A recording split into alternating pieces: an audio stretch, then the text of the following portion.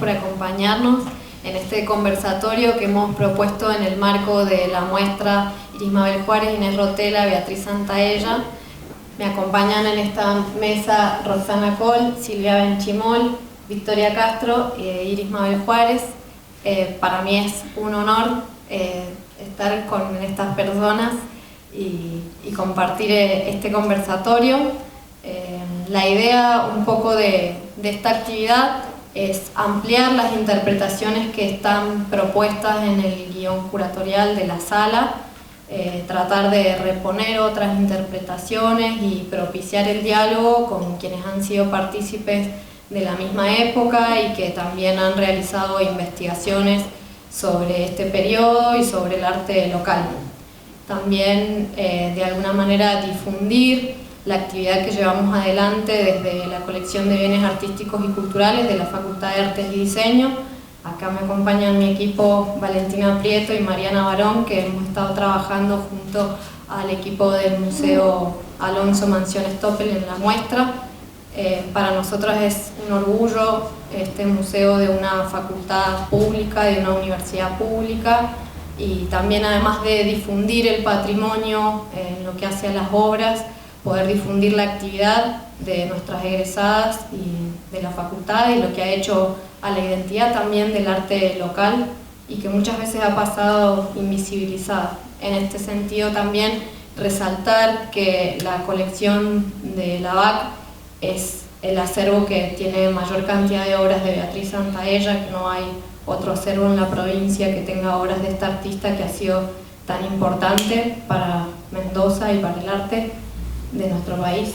Y bueno, un poco contarles de lo que ha sido este trabajo, de estar mucho en contacto con Iris, con Vilma, y también, bueno, trabajando con la familia López Rotela para el préstamo de las obras y que nos han facilitado también algún documental sobre algunas obras de Inés Rotela que fueron extraviadas, que va a comentar un poco Victoria en un ratito. Y por supuesto, como les decía, también ampliar un poco las interpretaciones y las trayectorias, conocer, profundizar sobre la trayectoria de estas artistas, que para eso nos van a contar un poco más Silvia Benchimol y Roxana Coll.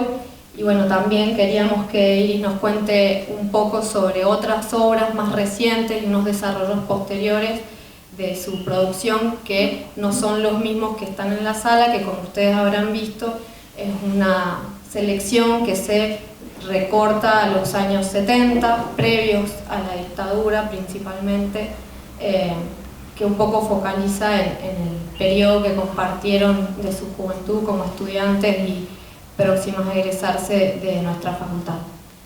Sin más, le voy a ceder la palabra a Victoria. Hemos pedido a todas que tratemos de ser breves y respetar los tiempos para que ustedes puedan escuchar a todas, y por supuesto que al final todas las preguntas, comentarios que quieran ustedes compartir, estamos ansiosas de escucharles. Muchas gracias. Hola a todos, muchas gracias por estar acá. Yo estoy un poquito intimidada porque estoy acá al lado de grandes colegas y de personas que han sido profesoras mías, así que bueno, espero hacerlo lo mejor posible. Les agradezco mucho la invitación a la Pauli y nada, agradezco que estén todos acá. Bien, yo titulé un poquito a mi presentación la obra de Inés Rotela en el espacio público, si bien quizás los abordajes o el abordaje que he propuesto es un poco más amplio porque va sobre las obras de mujeres en el espacio público durante la segunda mitad del siglo XX y en el caso puntual de la obra y la producción de Inés Rotela como un caso puntual de interés, ¿sí? Para contarles brevemente cómo me aproximo al tema, es a partir de un proyecto de investigación interno de la FAC, donde investigamos la trayectoria de las primeras egresadas de la FAC y nos encontramos ahí con mucha obra de estas artistas o con varias obras de estas artistas, muchas de las cuales estaban expuestas en espacios públicos y en edificios públicos. Lo que nos resultó interesante en ese momento es que, a pesar de estar expuestas en plena vista, estas obras no estaban señalizadas como tal y no estaban visibilizadas tampoco en los espacios en los que se encontraban. Ese es el caso, por ejemplo, de la obra de María Blanca Soto y Lucía Nucci, que es la imagen que están viendo ahí, que es una obra que se hace para la Biblioteca San Martín, ¿sí? Dentro del diseño total con el que se pensó este espacio y que por mucho tiempo se creyó que era autoría de Sant'Angelo, y finalmente, gracias a un trabajo que se hizo ahí en conjunto con la biblioteca, se logró devolverle su autoría a estas artistas. Eso a mí me lleva en el año 2022 a preguntarme, ¿no? ¿Cuántas más artistas que trabajaron en la segunda mitad del siglo XX, ya por fuera del recorte de las primeras egresadas, pero sí dentro de la segunda mitad del siglo XX, en el Gran Mendoza, en las que se encuentran escultoras, pintoras, grabadoras, ceramistas y diseñadoras, han sido olvidadas por la historiografía local, a pesar de tener sus obras expuestas a plena vista, ¿sí? Yo me propuse en ese proyecto identificar, reconocer y señalar las obras de estas artistas en los espacios públicos. Fue una tarea mucho más difícil de lo que yo en un primer momento me había planteado, porque bueno, justamente había muy poca bibliografía al respecto y porque estas obras estaban muy poco señaladas y muy poco visibilizadas, ¿sí? Además, otras preguntas que tenía en ese momento es cuántas obras realizadas en el espacio público durante la segunda mitad del siglo XX contaron con la participación de mujeres artistas, cuál era el estado de esas obras en la actualidad y qué rol tuvieron las artistas en la planificación y ejecución de esas propuestas. A través de la bibliografía yo pude relevar que había un total de 18 obras, incluyendo 2 conjuntos murales, ¿sí? Pero al momento del relevamiento solamente encontré 13 de estas obras, faltaban 2 conjuntos murales que habían sido tapados y 3 obras, 2 de las cuales pertenecen justamente a Inés Rotela, ¿sí? Esas obras que faltaban eran Blanco y Rojo en el espacio y una apertura trascendental, ¿sí? Bien, 9 de estas obras que encontré, no sé si les interesan estos datos o los obviamos, pero para mí fueron datos como muy interesantes. 9 de estas obras fueron realizadas por mujeres o por equipos de mujeres y 4 de ellas fueron realizadas por equipos mixtos, donde las mujeres aparecen como coautoras o como colaboradoras también. Y solo 4 de estas obras que fueron realizadas durante la década del 80, las restantes se ejecutaron posteriormente, es decir, en los años 90 y la primera década del 2000.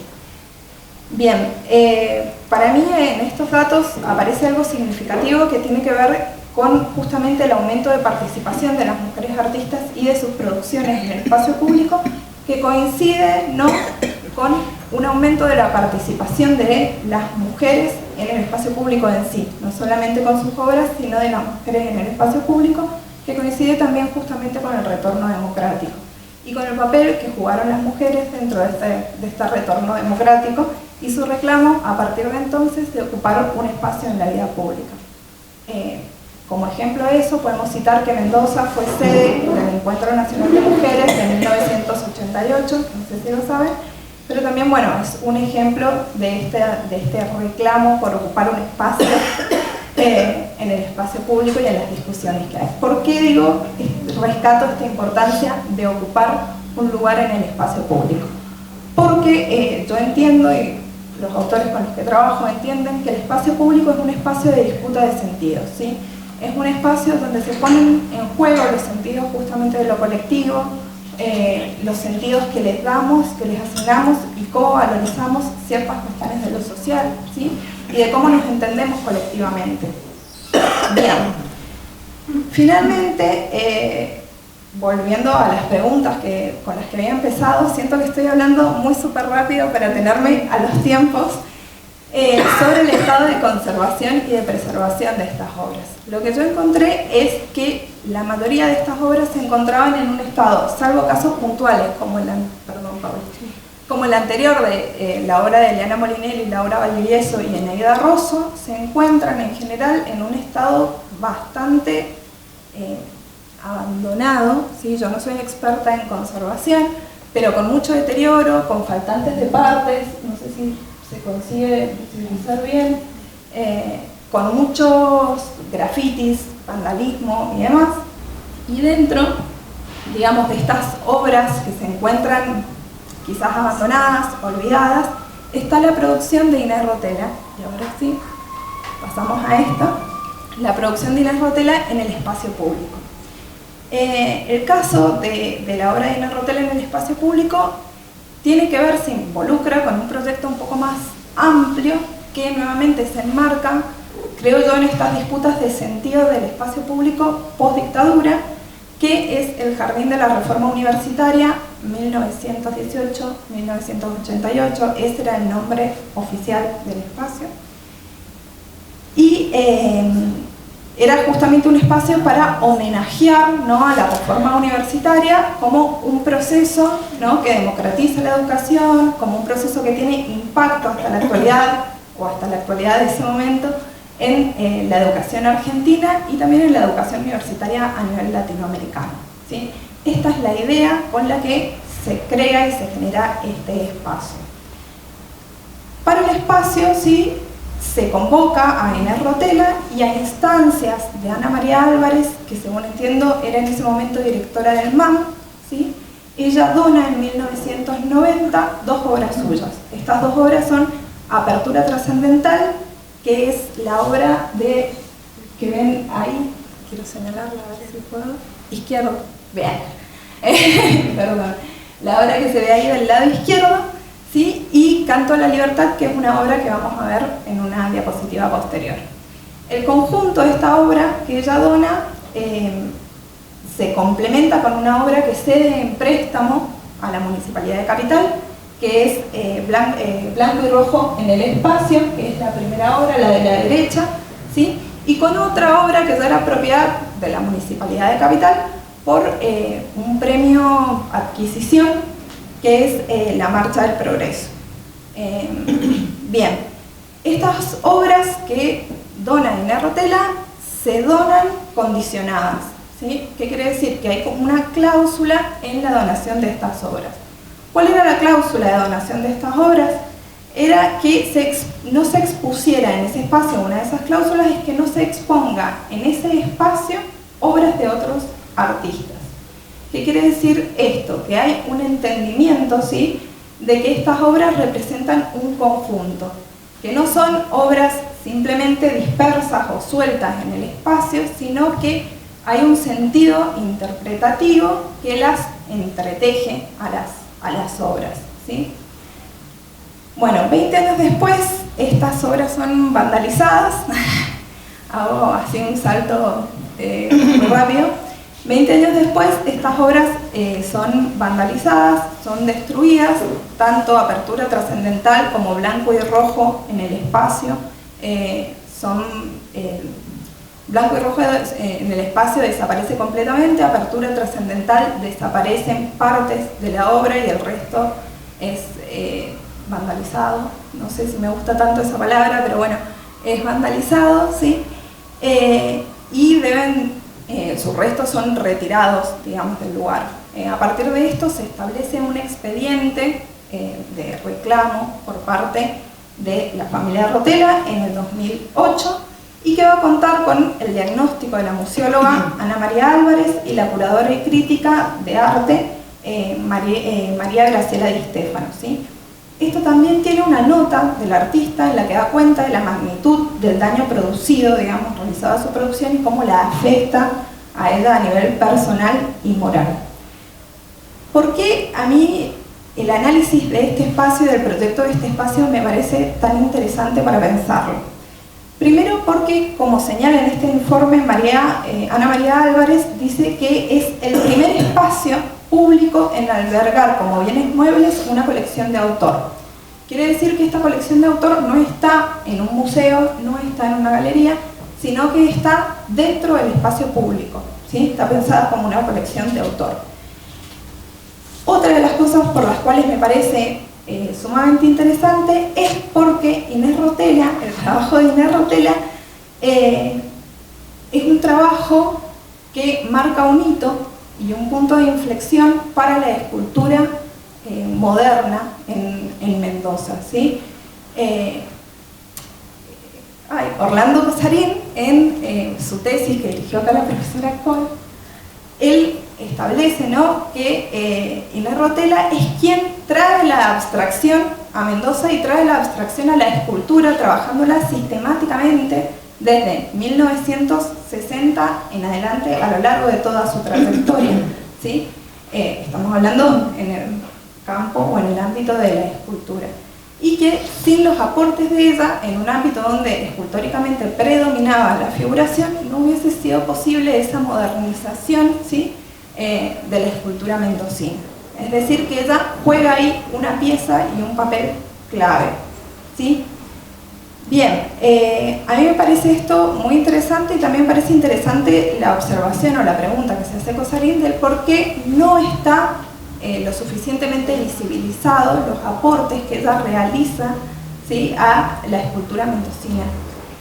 ¿Por qué en la bibliografía local, por qué en la crítica de arte local no está visibilizado este aporte, ¿sí?, de ella como una figura clave en este proceso?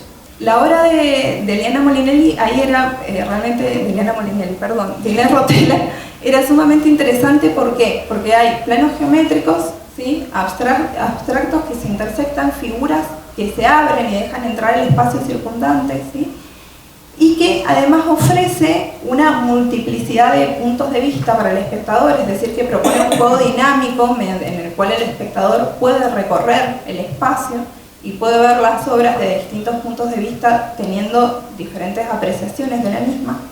Y además esos espacios, que es algo muy propio de Rotela, esos espacios abiertos dentro de su obra donde se incorpora el espacio circundante, hacen que la obra sufra una suerte como de desmaterialización, ¿no?, que abre la percepción, si se quiere, a pensar o a postular significaciones más trascendentes que un mero juego de formas, ¿sí? Rotela dice que en su nota de descargo de este expediente que estaba citando, que lo que unía para ella esas tres piezas bajo la premisa que las había trabajado era justamente el concepto de libertad. Ese concepto justamente de libertad, y que además ella decide participar efectivamente de esto y donar estas obras a la municipalidad y participar de este proyecto, porque ella tiene además una convicción muy profunda en los ideales y lo que representan los ideales de la reforma universitaria, ¿sí? Yo acá voy a pasar a hacer una rapidez. Tomé algunas capturas, ¿no?, sobre lo que ella consideraba y lo que ella pensaba sobre el proceso de reforma universitaria, Entonces vemos para mí justamente esta idea de poder incorporar esculturas que tejen un sentido entre sí, que son entendidas como un conjunto, que son altamente innovadoras para un medio donde predomina la figuración, y que además estas esculturas no figurativas abren a interpretaciones de sentidos que tienen que ver con ideales y valores trascendentes, como por ejemplo la libertad, y estas ideas que señala Inés Rotela en este escrito, para mí hacen que sea un proyecto sumamente ambicioso, ¿sí?, y que haya sido algo realmente único y moderno para ese momento, para el momento en el que fue realizado. Ahora, teniendo en cuenta esto, yo me pregunto y nos pregunto, ¿qué pasó con ese espacio? ¿Por qué 20 años después es un espacio que la misma Rotela dice que cae en el abandono, y dice que, si bien entiendo que estos hechos tienen responsables y no son solo manos anónimas de grupos inadaptados sociales, dado que ellos son solo el efecto de causas generadas por dirigentes políticos malsanos, ¿sí? Ella ahí deja entrever algo que para mí es importante, que justamente el abandono y la decisión del abandono de determinadas obras y de determinados espacios y determinados proyectos, ¿no?, que vinculan el espacio público y que vinculan la producción de mujeres artistas dentro del espacio público, no me parece que sean justamente olvidos casuales u olvidos accidentales, sino que justamente pertenecen a todo este campo de disputa que es el terreno de lo público, y que, bueno, hoy estamos discutiendo en muchos aspectos de nuestra vida social y política todo eso. Bien, para cerrar, creo que me quedan 3 minutitos. A mí me parece interesante también poder analizarlo a esto desde el punto de vista de la perspectiva feminista, porque bueno, yo soy feminista, entonces analizo todo desde el punto de vista, a mí me parece una perspectiva teórica muy interesante para poder analizar y para poder problematizar algunas cosas. Y creo que por ahí es interesante pensar, ¿no?, cómo se establecen las vinculaciones entre espacio público, los sentidos que le damos al espacio público, las obras y las producciones de las mujeres artistas, y las obras y las producciones de las mujeres artistas insertas en el espacio público y insertas en este entramado y en estas disputas de sentido. Como pregunta dejo abierta esta, ¿no?, de pensar cómo han sido valorados los aportes de las artistas locales, cómo aparecen en la literatura especializada, ¿no?, qué reconocimiento y qué lugar se le da a esos aportes. Se establecen vínculos de aportes, intercambios entre las artistas, o se las trata como figuras aisladas o vinculadas a desarrollos masculinos, ¿sí? Y también pensar cómo se inscriben las trayectorias de aportes de las artistas mujeres en las genealogías del arte local.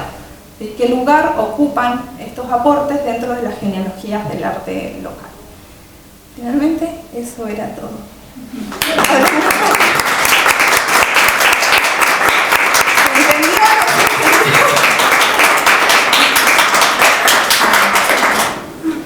Bueno, muchas gracias, Victoria Castro.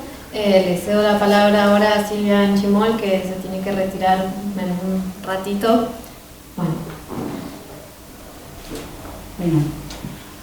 Voy a retomar el concepto de genealogía del arte local, porque creo que se las ha vinculado a las artistas tal vez demasiado a teorías de la psicológica, como la Gestalt teoría, como la experiencia del Bauhaus, que fue realmente una experiencia en el siglo XX totalmente novedosa y revolucionaria para el arte, pero que en nuestra universidad, ya digamos, en la época de plena producción de las 3 artistas, porque yo las veo, diríamos, de alguna manera las veía con admiración, ¿no?, en su momento, por las producciones y por digamos, el empuje que tenían,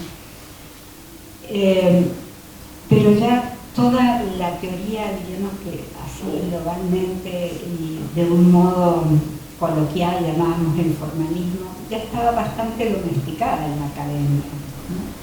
¿Por qué? Porque en 1947 había llegado Mendoza Llanero con su esposa Coleco. Venía con todas estas teorías, estaba vinculado a grupos editoriales y a grupos artísticos porteños, con los cuales seguía su relación, diríamos, aún desde Mendoza, ¿no?, y frecuentes viajes a Buenos Aires. En 1949 se radica en Mendoza el profesor Arturo Giudici, y a partir de allí se establece justamente una huella muy profunda de estas teorías del hacer artístico, ¿no? Creo que llegan hasta hoy, es una tradición que llega hasta hoy, por eso digo que estaba, y aún en la década del 60 y 70, por eso digo, de este modo coloquial, domesticado en la academia, porque ya estaba incorporado, estaba en las materias visión, análisis de las formas, etcétera, que de alguna manera nos daban a nosotros las herramientas, ¿no?, para el hacer artístico. No obstante eso, en una experiencia de trabajo que tuve con el profesor Luis Quesada y Marcelo Santangelo, ¿no?, a los cuales, si bien considerado un poco padres intelectuales, después los he negado porque me dejaron la libertad de discutirles todo. O sea, Marcelo era fanático de las ideas vanguardistas, el Bauhaus, etc. Luis Tesada lo veía desde otra óptica, ¿no? Que me recuerda una polaridad que se manejaba en los debates en aquellos años: cosmopolitismo, nacionalismo, cosmopolitismo, regionalismo, ¿no?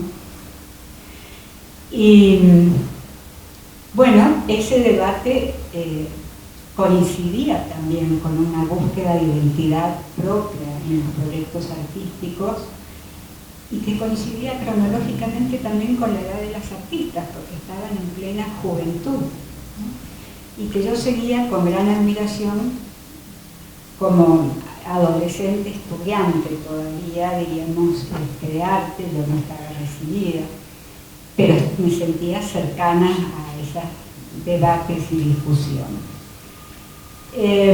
Cuando con Marcelo y Luis empezamos un trabajo de varios años de archivo y de estudio, diríamos, para rescatar datos y documentos y imágenes que si no tal vez se hubiesen perdido, y que hoy ocupan toda una habitación en mi casa y no sé qué hacer con eso. Bueno, ellos me dejaron bastante libertad, ¿no? En cuanto al pensamiento, y era lo que yo veía también en estas artistas. No necesitaban de ningún paternalismo afectuoso, ni tampoco teorías enunciadas por varones blancos y dentro de la tradición occidental, porque en realidad su pensamiento era bastante autónomo, ¿no? Aún en las búsquedas del arte nuevo, sus afinidades con los artistas llamados generativos. Hay una obra de Inés Rotela allí que lo marca muy bien, ¿no? Y tal vez yo confundo y revuelvo un poco tiempos y conceptos, pero es porque, como decíamos en esas discusiones, sucede que estábamos todos bajo un mismo horizonte vivencial, pero un horizonte vivencial que podía ser mirado desde Mendoza y no desde el otro lado del Atlántico o desde el norte, diríamos, de la tierra, pensando en los núcleos de difusión de la cultura artística novedosa, París, New York, etc., ¿no? Sino que nosotros podríamos mirar desde Mendoza a distintas escalas. Ahora, mirar Mendoza implicaba hacer una especie de macrofotografía, y entonces comenzaba a aparecer la diversidad, ¿no? Y la mezcla, diríamos, de ideales y de búsquedas, ¿no? En las cuales, como digo, la identidad era un eje bastante fundamental. Buscar la identidad. Era posible el arte argentino, era posible el arte latinoamericano. ¿Y qué era Latinoamérica? Era una utopía, como en los poemas de Pablo Neruda, a alturas de Machu Picchu, ¿no? En su discurso de Estocolmo, que parece el bisabuelo de Cóndor, digamos, América Latina. O era como decía un ensayista que pesqué por ahí, porque generosamente yo tenía acceso a algunas bibliotecas particulares, además de las bibliotecas públicas con que contábamos acá. Un ensayista decía que me dejó totalmente en shock leer eso. América Latina es un archipiélago.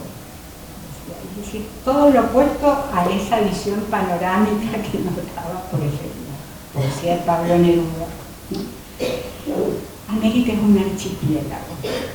Y lo decía desde el punto de vista político y económico, no artístico, ¿no? Y después que lo retoma Marta Traba cuando hace, diríamos, sus clasificaciones entre países abiertos y países cerrados. Todo esto, bueno, ¿qué pasaba? Se trata de cambiar las coordenadas de reflexión del crítico y del historiador, es decir, desde Mendoza hacia los distintos horizontes vivenciales sucesivos o no, discontinuos, como quieran entender el tiempo en los relatos históricos, que no es una línea, eso es muy seguro, no es lineal el tiempo.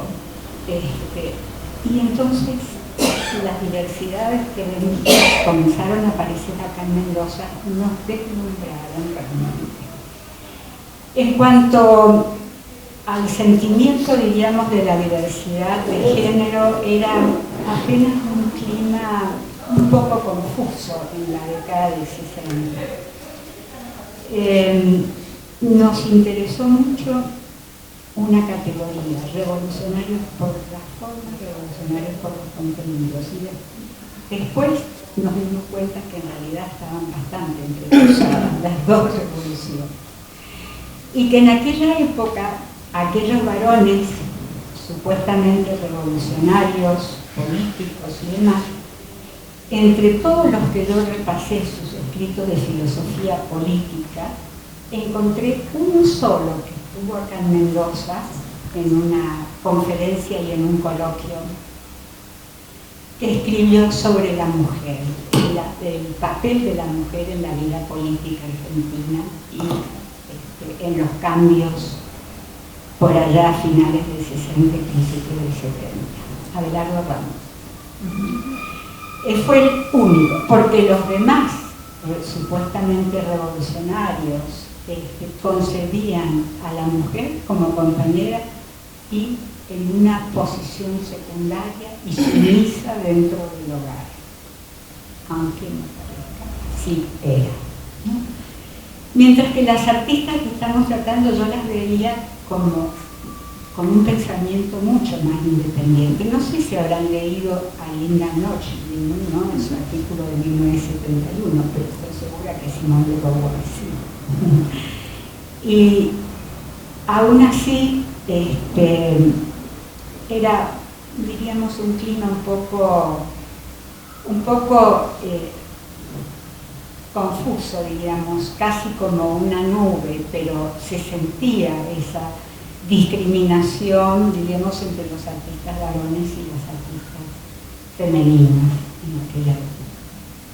Esos años de tantos cambios, incluso dentro del arte, lo que significó que el plano de representación fuera borrado de un plumazo para reemplazarlo por presentación o bien por un campo de fuerzas, usando algunas metáforas de la física del momento, un campo magnético, ¿no? Que lo usa, sí, también lo usaron en la Gestalt anterior algunos teóricos que siguieron esta línea. El plano es un campo de fuerza, pero la palabra representación se había borrado, o se quería borrar de un plumazo. No había representación. ¿Qué pasaba con estas artistas? Más que representación, lo que ellas intuían que debían buscar era la invención de las formas. Desde una profunda subjetividad, y ahí pienso el vínculo con los artistas generativos y con la nueva abstracción. No sé qué dirá Vilma de esto, pero las formas debían ser inventadas y no debían ser representadas. Es decir, no había un modelo externo, era lo contrario, diríamos, a lo que nosotros aprendíamos en la academia, en los talleres, en los talleres de dibujo, de pintura, de escultura, donde nos ponían un modelo y teníamos que o repetirlo realistamente o también teníamos cierta libertad para algunas licencias, diríamos, poéticas de las formas, pero siempre había un modelo. Bueno, ese modelo ya no era necesario. A veces también se discutió y muy profundamente, como lo hizo Vilma, la fuente de la imagen, porque ella comenzó a tomar ¿Qué cosa como fuente de imagen?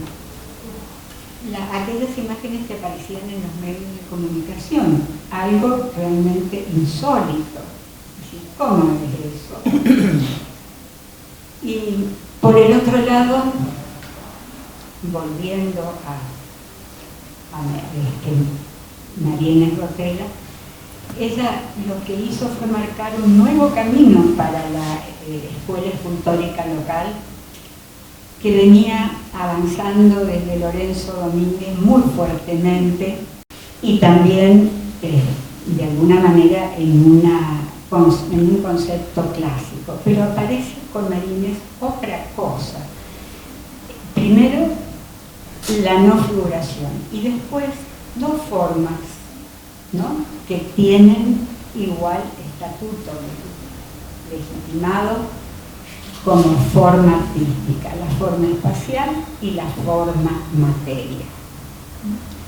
La forma material la vemos y la forma espacio, porque esas horadaciones o esas comunicaciones con el espacio circundante no son solamente fluir el espacio, sino que también configuran formas, pero forma espacio.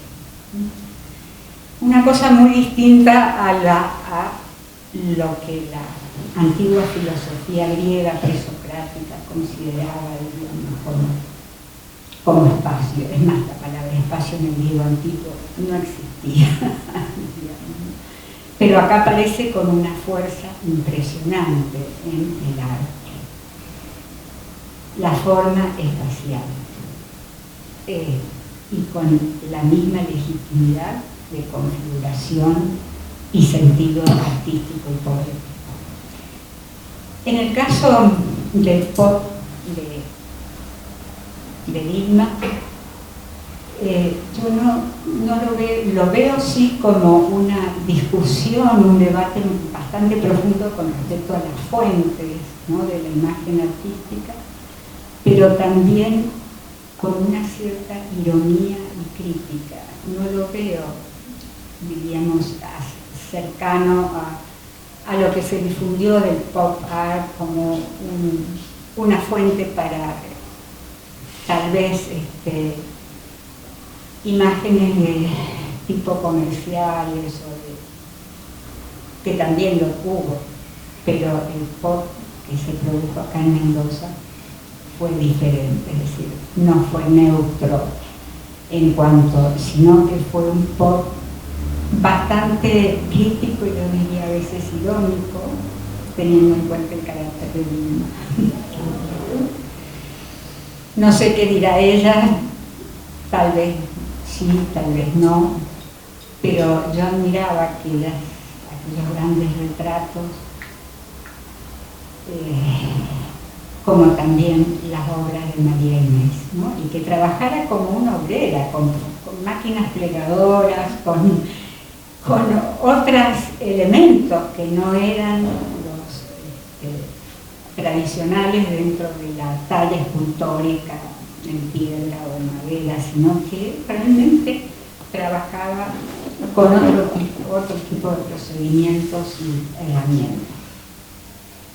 En cuanto a Beatriz, que también la considero dentro de este tríptico de artistas bastante independiente, su búsqueda del arte nuevo, del arte generativo, su beca en Buenos Aires, su viaje a Estados Unidos, que no tengo demasiada noción, fue en California, pero California era un hervidero en el momento en que ella estuvo. Supongo que además de tener una muy buena escuela de diseño y de artes, había muchísimos talleres independientes. Fue la cuna de la teoría del Big Bang, por ejemplo, ¿no? Sobre todo Pasadena, Berkeley también. Y Beatriz,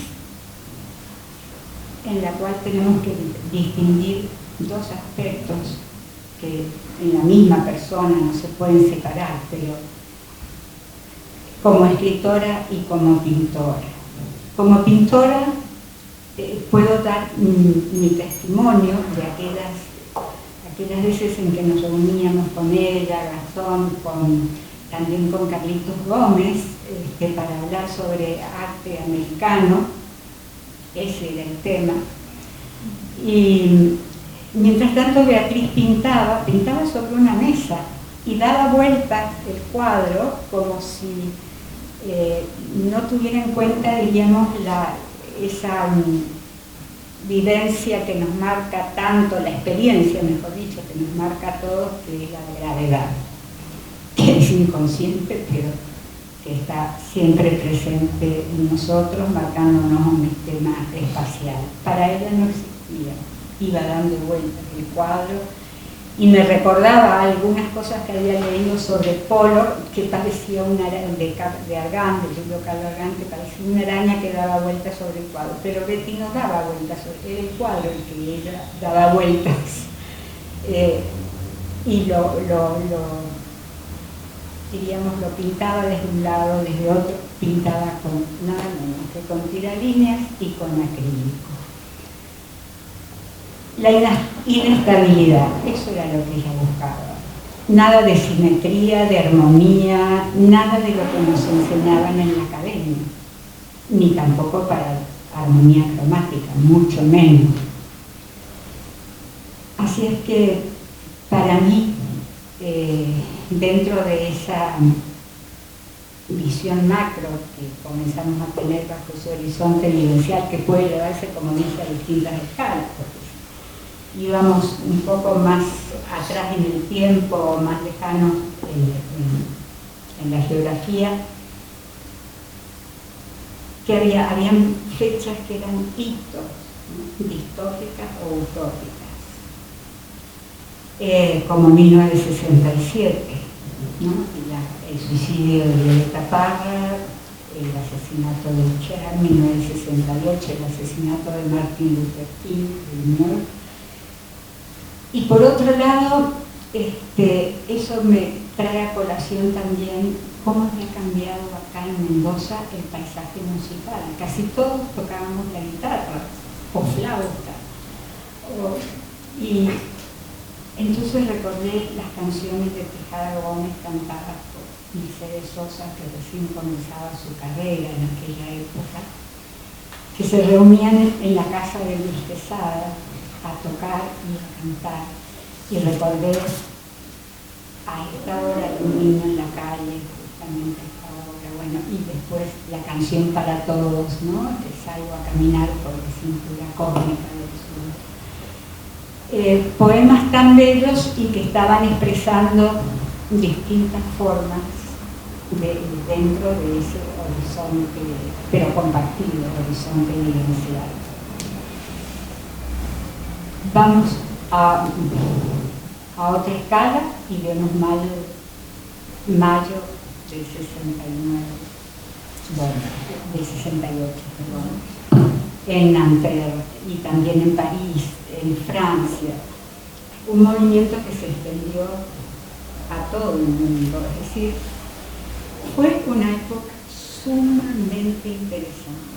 Y estas tres artistas, yo les veía realmente apoyadas en su proyecto artístico, pero no podría decir si estaban cobijadas en un patriarcalismo, en un paternalismo afectuoso, no.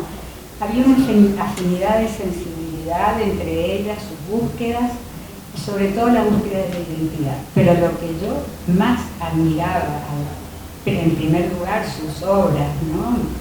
Yo no era artista, yo era una observadora desde los márgenes, curiosa, nada más, pero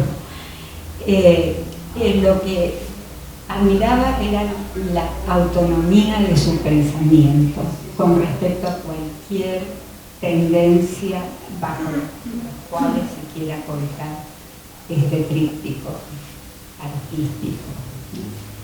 Bueno, muchas gracias Silvia, le agradecemos su intervención.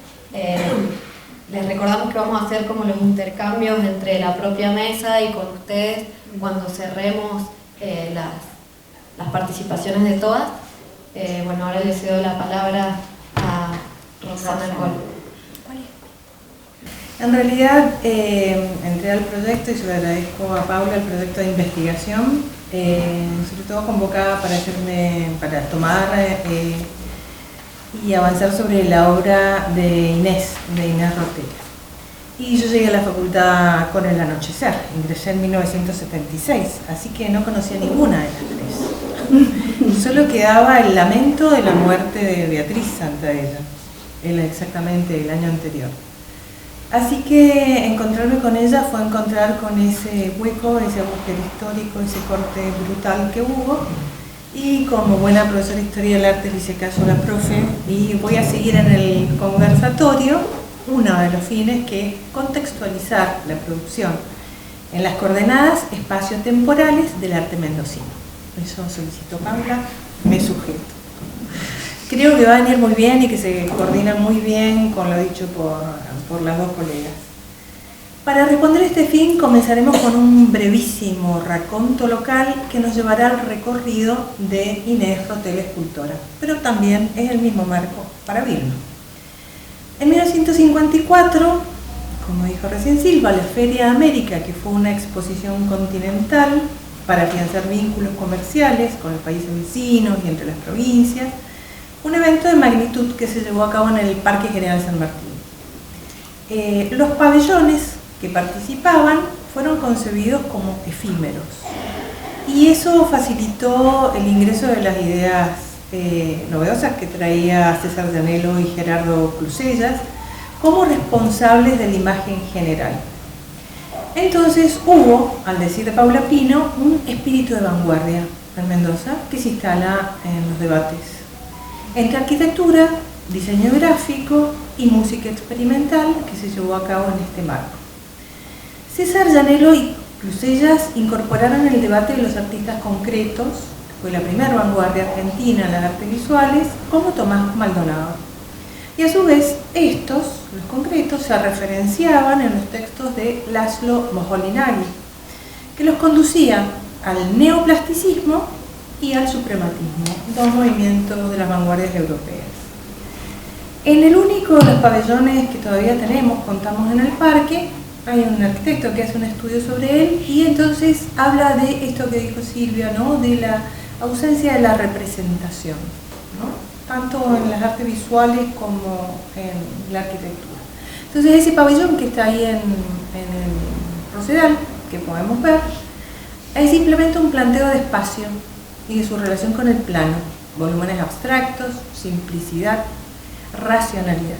Esas fueron las búsquedas, junto al respeto por las relaciones espaciales entre el interior y el exterior. En los años siguientes, la relación de Llanelo con Abdulio Giudici, este profesor que introdujo Silvia, y otros agentes del campo, llevó a la creación en 1958 de la primera carrera de diseño de toda América Latina.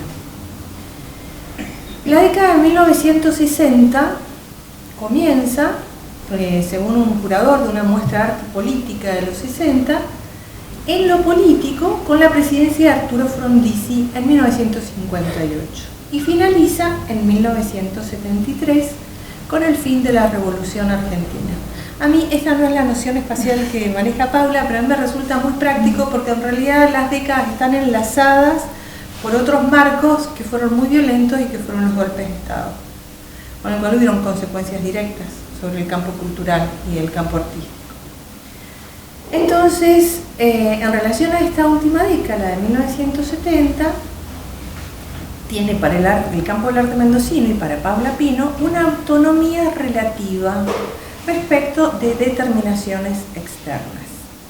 Entonces, estas autonomías relativas yo encuentro que tuvieron que ver con la interrupción de la vida democrática por los golpes militares de 1955 y 1966 y que trajo intervenciones a la provincia, a la universidad y también inestabilidad económica y social. Los procesos de modernización, estos que vimos instalarse con la Feria de las Américas a mediados de la década del 50, impulsan en Mendoza el consumo cultural. Había no solo un estado de bienestar, sino que también una apetencia por los bienes culturales.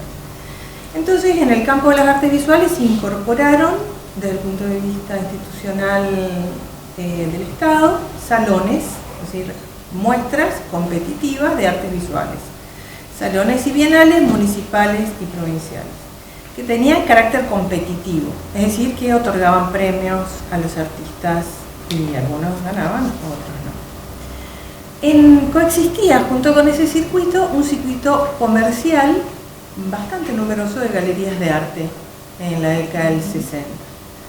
En la década del 70, cuando comienza a haber también una injerencia de la censura, más que sobre las obras, sobre los autores y por lo tanto las obras, aparecieron otros espacios alternativos de exposición, en sindicatos, en la sala del taller Nuestro Teatro y bueno, algunas otras. Habrá que rastrear. La Paula las debe tener. A la red institucional del arte se va a sumar, como parte de un movimiento de la crítica del arte y del pensamiento que bien expresó Silvia, latinoamericano y argentino, la creación del Museo de Arte Moderno de Mendoza, que es municipal, en 1967. Entonces encontramos que esta sucesión de hechos, en esta década, los autores más jóvenes, Vilma, Beatriz, Inés y otros, que los habían antecedido en Mendoza en tiempo y también en edad, cuestionaban su propio ser, no lo daban por hecho, y tomaban un compromiso político y social con su propio ser creativo. Junto a las vertientes del arte político resurge la línea abstracto-geométrica. Las dos tendencias, contenedoras a su vez de líneas plurales, participan de un común mandato, que es la innovación. Este concepto está en las vanguardias. Y son también signos visuales del caos y el orden de esta década muy compleja y convulsionada. Con 18 años, Inés Rotella ingresa como estudiante a la Escuela Superior de Artes Plásticas de la Universidad Nacional de Cuyo y egresa en 1967 como profesora nacional de artes plásticas. Ella misma refiere: comienza la cita, programas y planes de trabajo no rompen con lo académico, pero mantienen el dibujo como práctica previa a todas las realizaciones escultóricas, el empleo de materiales y técnicas tradicionales y la permanencia de la figura humana como modelo por excelencia. Fin de la cita. Es así como decía Silvia, es decir, la escultura es una cuestión de espacio y de volúmenes y de masa. Y sin embargo, el eje rector era la línea, todo lo contrario a la creación de un volumen. De esta cita de María Inés, del plan de estudio de los años 1964 y una pequeña modificación en 1968 de la Escuela Superior de Artes Plásticas y de un artículo de crítica que ya vamos a leer, aparecido en una revista de arte local, se infiere que en el campo artístico mendocino y nacional hubo un debate que atravesó las décadas de 1950, 60 y 70. Deja un poco de lado la cuestión política e ideológica y me estoy refiriendo a las obras que vemos expuestas. La discusión era bastante feroz entre el arte figurativo y del arte no figurativo. Ahora nos puede causar mucha gracia, obviamente, pero entonces era terrible. En el análisis del plan de estudios del profesorado, aprobado por ordenanza número 12 del año 64 del Consejo Superior, se advierte la transversalidad del dibujo de manera vertical, como una asignatura de primero a quinto año de la carrera. Las materias se llamaban dibujo 1, 2, 3, 4 y 5. Y se imponían como denominación frente a un subtítulo que decía rotación de talleres, que se comenzaba en el segundo año de cursado. Es decir, que Inés tenía razón en esta cita, en esto que nos cuenta. O sea, el dibujo era la base hasta para la escultura. Rotación, para los que no saben, significa que el estudiante pasará un tercio de su año académico de cursado en pintura, otro tercio en el taller de grabado y otro tercio en el taller de escultura. De este diseño curricular se desprende el concepto académico de las bellas artes y que tuvo su origen en el siglo XVIII. De hecho, el título era todavía, en el 64, Profesor Nacional de Bellas Artes. Y que perdura, en nuestro caso, esta división, ¿no?, por estos procedimientos técnicos, hasta el siglo XX y hasta el presente, al menos en denominación. Entonces, el dibujo es eje rector de un modelo de copia del arte naturalista y de los grandes maestros clásicos, ese modelo vivo que tenían enfrente.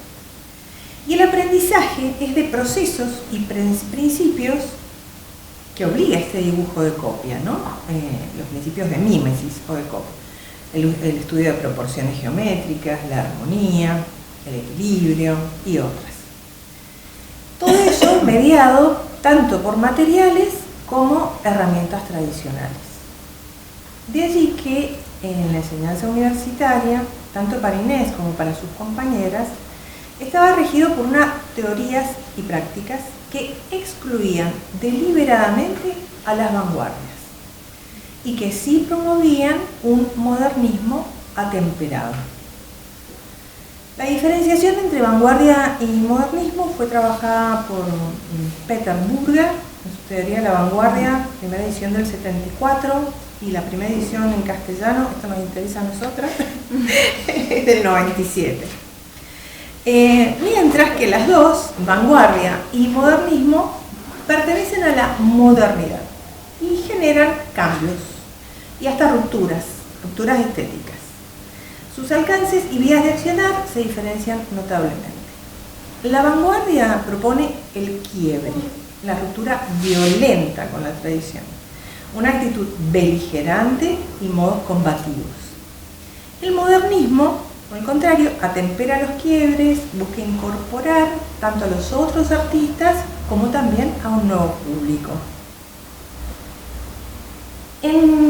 El otro elemento documental que encontré en la revista Mendoza en el Arte, de noviembre de 1970, aparece un análisis crítico a la muestra documental de artes visuales de 1969.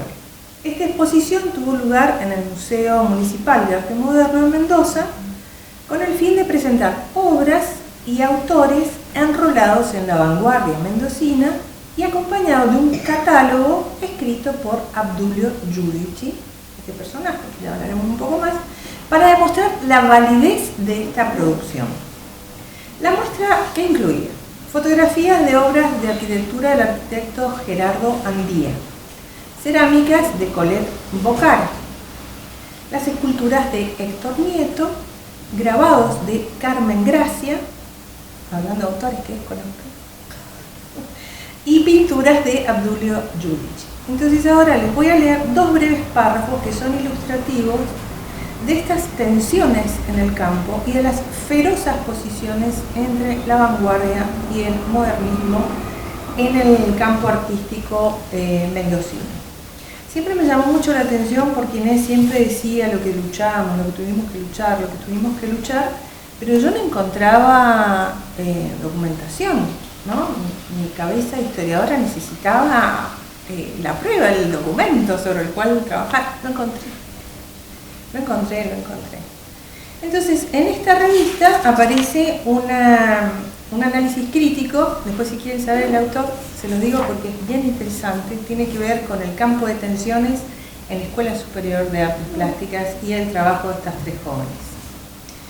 Entonces les voy a leer dos pequeñas. Pintura. Las pinturas que se mostraron eran las de Abdulio Giudici.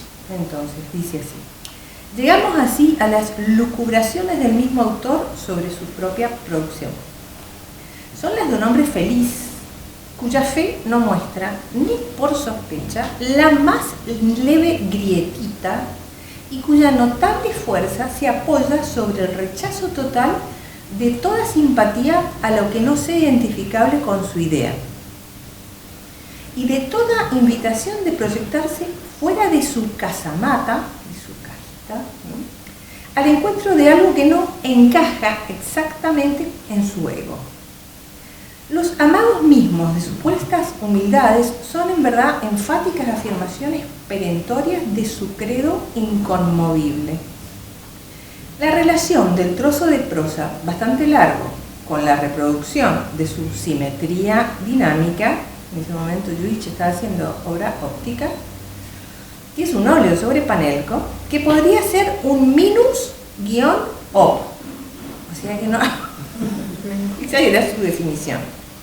Minus-op de composición infantil, ejecución defectuosa. En tal sentido, inferior a muchos de los ejercicios que se hacen en la clase de edición que dicta el profesor Roberts. Es harto significativo, ¿no? Tengo que aclarar aquí que se está equivocando, ¿no? Este autor entre lo que es los aportes gestálticos de la Gestalt y las teorías que sí sustentaron estos movimientos no figurativos. Y finalmente les leo otro pedacito de otro extracto de la pintura de Lluich, de este autor. Se podrían improvisar composiciones, pero no su desarrollo, sobre todo cuando no se tienen máquinas para ello, ni tampoco, como en el caso, se dispone de suficiente habilidad para el dibujo lineal. No solo mata a Lluich, también mata a la pobre Beatriz Santaedo. Es un fenómeno moderno de alta jerarquía, más de estética que de arte genuino. La exposición de este tópico, sobre todo en su relación con el arte abstracto, es delicada y elaborada y demandaría aún más del espacio que ya excedí. Sigue escribiendo al respecto. Bueno, ¿a alguien le interesa saber quién es el autor? Sí. Víctor Deleuze. Entonces, lo que acabamos de oír reflejan las tensiones y los conflictos entre los artistas que adherían al modernismo atemperado y de formación tradicional y dificultaban la innovación de Vilma, Beatriz e Inés en obras no discursivas. Las jóvenes artistas, Juárez, Santaella y Rotella, se apoyaron entre sí en prácticas artísticas superadoras de esa escena y buscaron ampliar su formación con viajes a Buenos Aires, que en 1960 se había convertido en el referente argentino de las vanguardias. Inés elige el camino de la escultura. En sus años de estudiante tiene como maestros, ella no hablaba de profesores, tenía un respeto absoluto a sus docentes, entonces decía quiénes habían sido sus maestros. Tiene como maestros en el taller de escultura a Lorenzo Domínguez, Juan Labourdet, Mariano Pajés y Héctor Nieto. Reconoce de todos ellos la influencia de Labourdet y de allí provienen sus tallas en madera, que hay aquí en la muestra, y de Nieto la aproximación y el conocimiento de la escultura moderna. En la década del 60, cuando se producen grandes textos críticos e históricos sobre las vanguardias, las primeras vanguardias, y también se traducen al castellano en muchas editoriales argentinas. Entonces es la década también en que hay una aluvión de información, pero referido a las primeras vanguardias. Con el acompañamiento de ambos, inicia sus primeras esculturas no figurativas. Ese camino en principio resultó intuitivo y espontáneo. En su relato en el taller de escultura, hacían un ejercicio que era modificar por medio de la extracción de material de yeso en un volumen prismático. Mientras hacía esa tarea, inicia una cita de María Inés, yo comenzaba a tallar esas cosas y el primer agujero que hice fue en un cilindro. Fue un sentido de liberación tan grande. Fin de la cita. Se había liberado de la masa cerrada, del cierre del volumen en sus superficies contenedoras. No conocía aún la terminología de espacio negativo de la escultura moderna. Retengamos por el momento, y esto se los dejo para otro momento porque no voy a poder desarrollar ni la obra de Inés ni su concepción de escultura y el significado de su obra. Pero ella dice agujero, no dice hice un hueco, encontré un espacio. Un agujero, es una cuestión vital, experiencial, muy fuerte, que pasa por el cuerpo. Y cómo atravesar lo compacto y cerrado del volumen, Inés lo asocia a liberación, que es alivio, ¿no? Ruptura, pero liberación. encuentra otro maestro en su formación, el profesor y pintor Abdulio Giudici, quien divulgaba entre sus estudiantes la teoría de la pura visualidad a través de algunos textos de Conrad Fiedler, de Henry Wolfling y otros. Como artista, Giudici llega a la no figuración desde la abstracción cubista de Emilio Petoruti, que es un autor argentino que él veneraba, un cubista. En estos años lo ocupaba el op art o arte óptico y la divulgación de las vanguardias a través de cursos y charlas. Para Giudici, el proceso del receptor es participativo y liberador porque el receptor es el dueño de su lectura y libre de los discursos que están sostenidos en cambio por la figuración. Otro referente que refiere son las esculturas de Ennio Giorni, al conocer su taller en Buenos Aires en ocasión de una exposición de sus obras en la Galería Lirolai en 1970. Y termino un poco pasada. Inés asume ser artista-escultora. Sustenta un arte no referencial y en lo conceptual se declara no figurativa. Reivindicaba el ser artista de cambio, explorando la geometría como afirmación de la renovación espiritual. Y bueno, de allí el resto, que sería el resto del trabajo, lo terminaré en la investigación. Hasta aquí llegamos. Muchas gracias.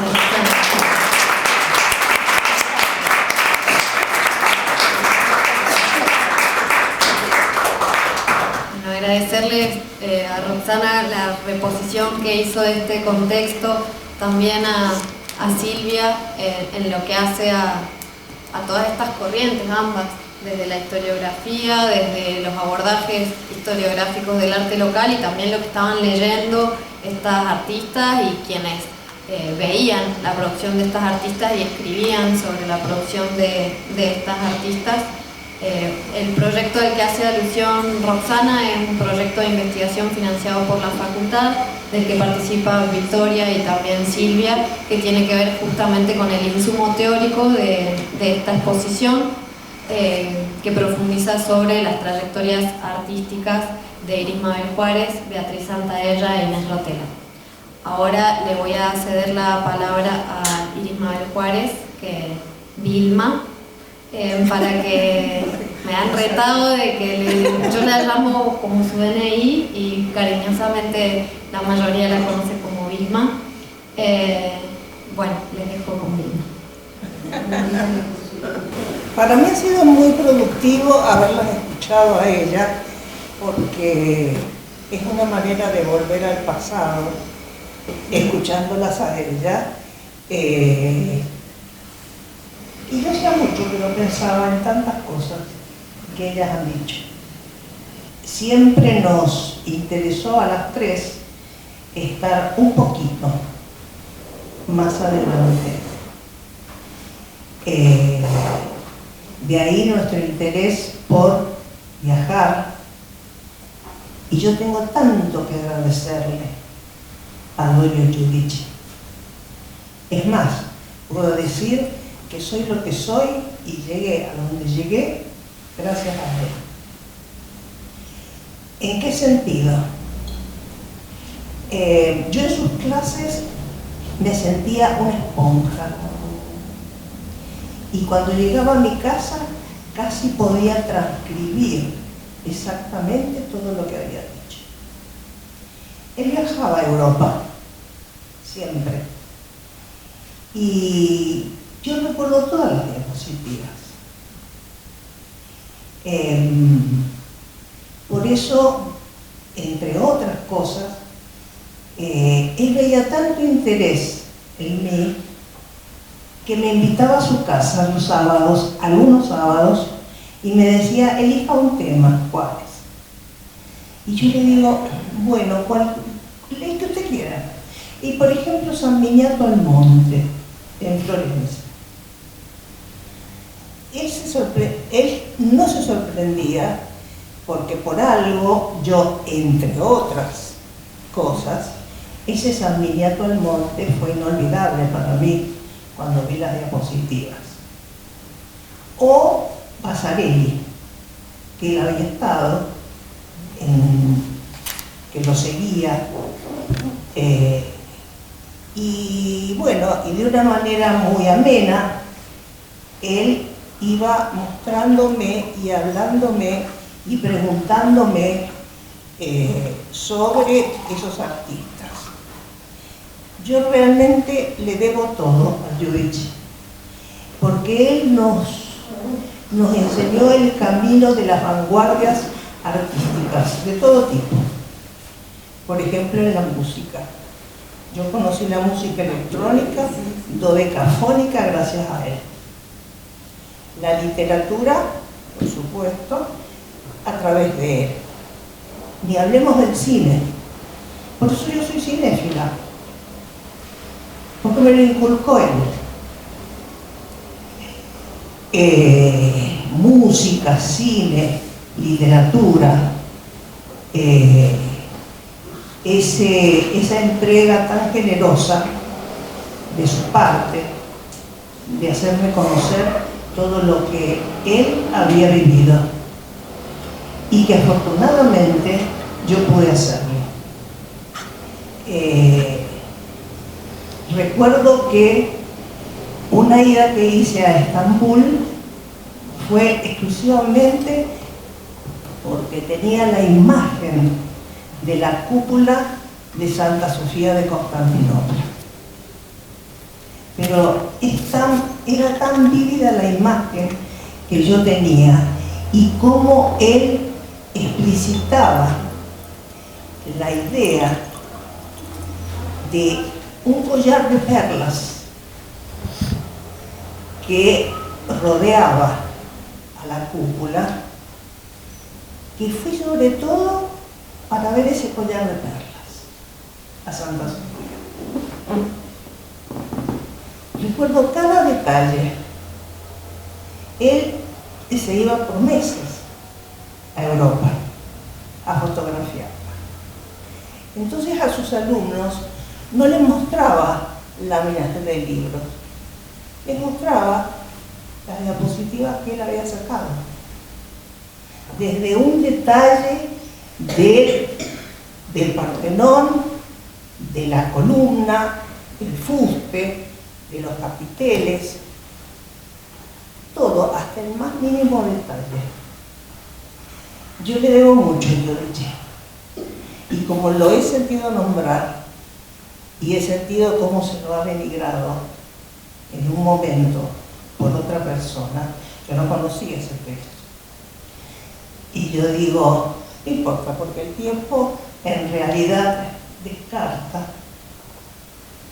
algunas cosas, valoriza otras.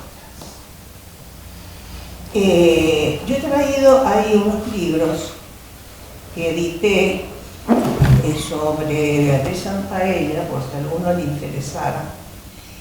Está la prosa y hay algunas obras plásticas. Inmediatamente la relaciono por la obra de Giudice. También una obra óptica.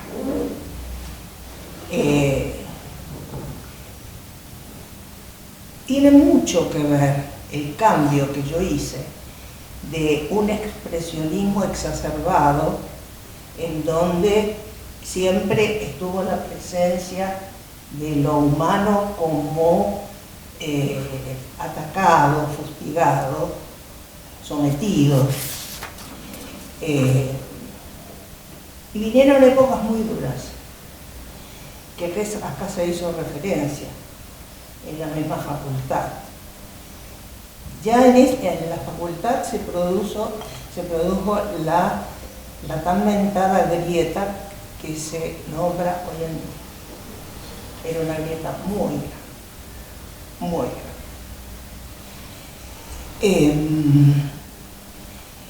Esa grieta y ese cambio de época me hizo cambiar drásticamente mi manera de enfocar al ser humano. De aquel sufriente ser convulsionado por las circunstancias, pasé a una figuración que son las del pop, que están acá, en donde yo pudiera alegar lo mismo, pero fríamente. Evidentemente que las circunstancias sociales no eran las adecuadas para mostrar un resquicio de algo que estuviera ajeno a las normas morales que regían a la sociedad en ese momento. Por eso pasé a una representación humana fríamente calculada, cuyos exponentes están acá y que nadie podría decir pamfletaria, de ninguna manera, porque la frialdad de la técnica que yo empecé a construir en base a la experiencia de verla a Betty pintar de esa manera, a Giudice pintar de esa manera, me llevó a enfriar una situación a través de un color plano, frío, que no atenta contra, que no penetra en la subjetividad del espectador, que queda en la pura visualidad. Traté de que el contenido de esas obras tal vez estuvieran en sus títulos. La libertad me la permitía en los títulos. Fue la época dura. Yo también fui separado de la universidad, no solo de acá, de la de Cuyo, sino en la Facultad de Arte de San Juan, en ese momento, en aquellos momentos. Afortunadamente hoy estoy acá e hice mi obra. Esa obra que yo rescato como testimonio de lo que se vivió. Y después de llegada la democracia, ya todo se liberó. Y de a poquito sentí la necesidad de ya no la representación, ya no más la figura humana, sino que después la podemos ver. Se está viendo. Son las obras que yo tengo en Potrerillos y que decidí pasar de lo figurativo a lo abstracto, digamos. Incluso a lo óptico. ¿Cómo puede ser que de un pop, que son las obras que están expuestas acá, se pueda llegar a un arte óptico, como yo creo que algunas de las obras de Potrerillos, o casi todas, lo representan? Es muy fácil para mí vincular ambas épocas, pese a que aparentemente son distintas. Si ustedes están mirando, me incentiva mucho, no está puro, no lo veo, me incentiva mucho verla porque se me van ocurriendo las ideas que yo tuve al hacerlas. Por ejemplo, en este caso, si no lo hubiera visto no me hubiera acordado. A mí me pareció muy importante el estudio que hice sobre Julio Lespar, gracias a Giudice, por supuesto, que me invitó al ciclo de conferencias que se daban. Colaboré con él en muchas. Y en una de ellas me dijo: Juárez, ¿por qué no toma a Julio Lespar? Y al ver a Julio Lepar y después a Agam en Israel, descubrí el valor del cambio de la forma según sea el desplazamiento del espectador. Esa es una obra de Marinés, que la tengo en Potrerillo. Esas obras que están, sobre todo la otra, bueno, hay varias, no son la misma, no representan la misma imagen si se va de derecha a izquierda o de izquierda a derecha, de adelante hacia atrás o de atrás hacia adelante, van cambiando.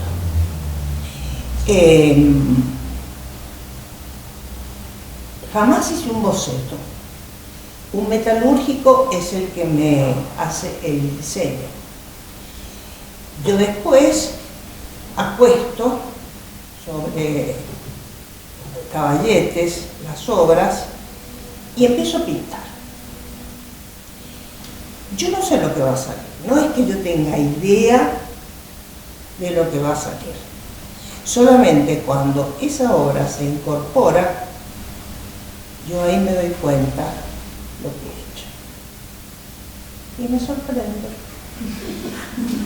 ¿Para bien o para mal? Ojo. Digo, ay, qué lástima que acá no enfaticé los cambios, o no enfaticé esa curva, o no enfaticé esas rectas. Y me gustó la idea de darle a la frialdad del material, todo es metal, a la frialdad de la técnica, quise darle, incorporarle un poquito de mi subjetividad. Y todas esas obras tienen el nombre, creo que esa, que es un gabinete de gas, es el rincón de los recuerdos. La puerta que está atrás, esa verde, también la titulé La puerta que lleva a la vida, atrás. Este cilindro también, haciendo referencia a la vida, avatares de la vida, el cilindro. Esta no recuerdo, pero siempre haciendo alusión a aspectos sentimentales, aspectos sensoriales. Este es un homenaje que yo le hice a Beatriz, por la forma, ese desplazamiento hacia arriba, que también lo utilizó mucho María Inés Rotella, hacia arriba, hacia el espacio, hacia el infinito, hacia otra cosa. El aporte que ha sido múltiple, tanto de la gente con la que me contacté, profesores obviamente, y ellas. Así que mi más profundo reconocimiento a esta tarea encomiable que ha realizado el museo, porque me ha permitido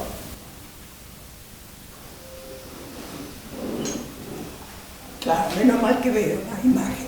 Esa es una puerta, pero la anterior es el portón del taller.